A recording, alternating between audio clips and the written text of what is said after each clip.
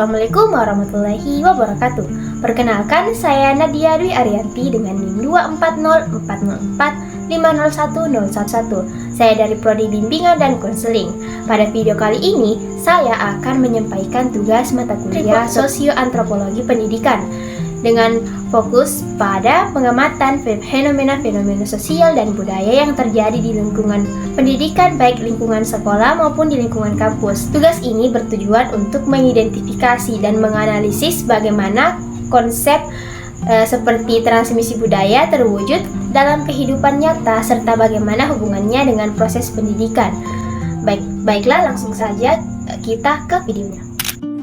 Kegiatan pengenalan kehidupan kampus bagi mahasiswa baru atau seringkali dikenal dengan PKKMB merupakan salah satu bentuk transmisi budaya yang sangat kuat dalam dunia pendidikan tinggi.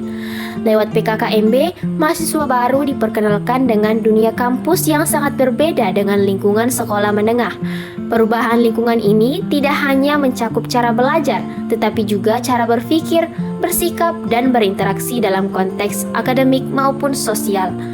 Selama kegiatan PKKMB, mahasiswa baru diperkenalkan pada struktur organisasi kampus, sistem perkuliahan, peraturan akademik, serta nilai-nilai inti universitas. Tak hanya itu, mereka institusional seperti logo, himne, tagline, serta filosofi yang menjadi identitas perguruan tinggi. Hal ini bertujuan untuk menanamkan rasa memiliki dan tanggung jawab terhadap lembaga tempat mereka menuntut ilmu. Budaya akademik seperti berpikir kritis, otonomi belajar, dan keterbukaan terhadap perbedaan mulai ditanamkan sejak awal melalui sesi dialog, diskusi, bahkan kegiatan simulatif. Dari sudut pandang sosioantropologi pendidikan, PKKMB merupakan bentuk nyata dari transmisi budaya institusional. Dalamnya terjadi pewarisan nilai-nilai yang tidak hanya bersifat akademik, tetapi juga kultural.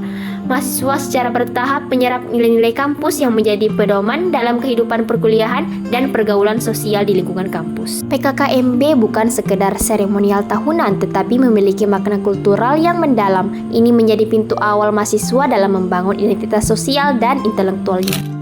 Fenomena yang kedua yaitu upacara Hari Pendidikan Nasional atau Hardiknas yang dilaksanakan setiap tanggal 2 Mei merupakan salah satu bentuk transmisi budaya nasional yang memiliki kekuatan simbolik dan edukatif yang mendalam.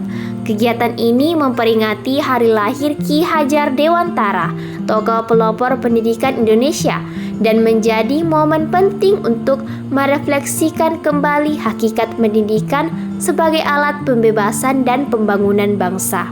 Secara struktur, upacara Hardiknas melibatkan berbagai elemen seperti pengibaran bendera, pembacaan sejarah perjuangan tokoh pendidikan, pidato dari kepala sekolah atau pejabat terkait, hingga penampilan seni bertema pendidikan.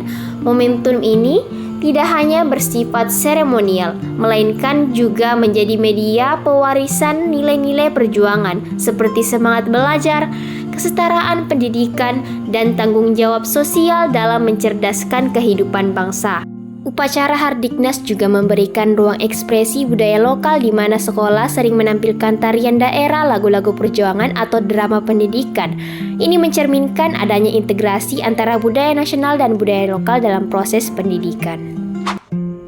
Fenomena selanjutnya yaitu latihan dasar kepemimpinan mahasiswa atau seringkali kita kenal dengan LDKM, yang dimana LDKM ini merupakan kegiatan yang diselenggarakan oleh organisasi kemahasiswaan sebagai wadah untuk menumbuhkan jiwa kepemimpinan dan tanggung jawab sosial. Dalam kegiatan ini, mahasiswa dilatih untuk memahami struktur organisasi, dinamika kelompok, manajemen konflik, hingga nilai-nilai dasar seperti integritas, kejujuran, dan loyalitas. Proses ini sangat syarat dengan transmisi budaya organisasi. Mahasiswa senior yang menjadi fasilitator LDKM secara sadar maupun tidak sadar mentransmisikan kebiasaan, gaya komunikasi, bahkan cara berpikir kepada peserta baru. Melalui simulasi kasus, permainan peran, dan pelatihan teknis, mahasiswa junior mulai memahami bagaimana sistem nilai dalam komunitas kampus dibentuk dan dijalankan. LDKM juga menjadi tempat latihan sosial yang sangat penting. Mahasiswa belajar mengelola emosi, membangun kepercayaan diri, dan menempatkan diri dalam struktur sosial. Nilai seperti empati, kolaborasi, dan ketegasan diasah agar mahasiswa siap menjadi pemimpin dalam lingkup organisasi maupun masyarakat. Dalam kajian sosioantropologi pendidikan, LDKM adalah medium penting dalam pewarisan budaya kepemimpinan yang khas dalam komunitas kampus. Ini mencerminkan bahwa pendidikan bukan hanya berlangsung di ruang kelas, tetapi juga dalam ruang-ruang sosial informal yang justru lebih membentuk watak dan karakter mahasiswa. Saya memilih fenomena ini karena LDKM telah membuktikan diri sebagai proses pendidikan karakter yang nyata dan kontekstual. LDKM ini tidak hanya membentuk pemimpin organisasi, tetapi juga membentuk pribadi yang lebih sadar terhadap tanggung jawab sosial. Fenomena selanjutnya yaitu kegiatan Jumat Ibadah, yang dimana kegiatan ini merupakan salah satu bentuk transmisi budaya spiritual yang umum dilakukan di berbagai sekolah, terutama sekolah-sekolah dengan mayoritas siswa muslim. Tradisi ini biasanya dilakukan setiap hari Jumat pagi sebelum kegiatan belajar dimulai. Bentuk kegiatannya bisa berupa ceramah keagamaan, sholat duha berjamaah, pembacaan surah pendek, dan zikir bersama. Kegiatan Jumat Ibadah berfungsi sebagai sarana penanaman nilai-nilai religius seperti keikhlasan, kebersihan hati, kesabaran, dan pengendalian diri. Selain itu, siswa juga diajarkan pentingnya kedisiplinan waktu, keteraturan, dan kesadaran kolektif dalam menjalankan ibadah bersama. Guru dan staf sekolah bertindak sebagai pembimbing dan teladan dalam menunjukkan sikap religius. Fenomena yang terakhir yaitu kegiatan ekstrakurikuler yang ada di sekolah. Kegiatan ekstrakurikuler seperti pramuka, paskibraka, dan palang merah remaja atau PMR memiliki peran strategis dalam membentuk karakter siswa. Dalam pramuka, siswa diajarkan kedisiplinan, keterampilan hidup, tanggung jawab, dan kerja sama tim. Paskibraka melatih ketepatan, kekompakan, serta penghargaan terhadap simbol negara. Sementara itu, PMR menanamkan kepedulian sosial dan keterampilan dasar pertolongan pertama. Melalui latihan-latihan rutin, simulasi, dan kegiatan sosial, tetapi juga dipraktikkan secara langsung. Siswa belajar mengambil keputusan, menyelesaikan masalah, dan bertanggung jawab terhadap tugas yang diemban. Ini adalah proses Fenomena sosioantropologi pendidikan yang saya amati menunjukkan bahwa proses transmisi budaya memang berlangsung aktif di lingkungan sekolah dan kampus. Kegiatan seperti PKKMB, upacara Hardiknas, LDKM, Jumat Ibadah, ekstrakurikuler pramuka, paskibra, dan PMR memiliki nilai edukatif dan kultural yang signifikan. Namun jika dibandingkan dengan konsep pendidikan ideal menurut Ki Hajar Dewantara, masih terdapat kesenjangan atau gap.